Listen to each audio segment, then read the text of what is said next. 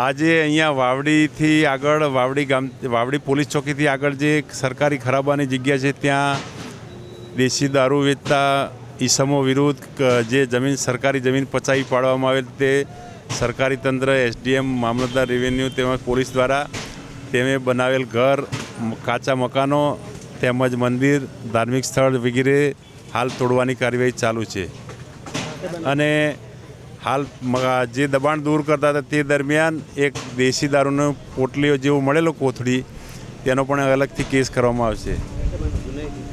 ગુનાહિત ઇતિહાસ અગાઉ ઘણીવાર એ બધા ઘરના ફેમિલી મેમ્બર દરેકના ઉપર પ્રોહિબિશનના ગુના નોંધાયેલ છે અને અગાઉ પણ પાસામાં જઈ આવેલ છે. 5-6 છે.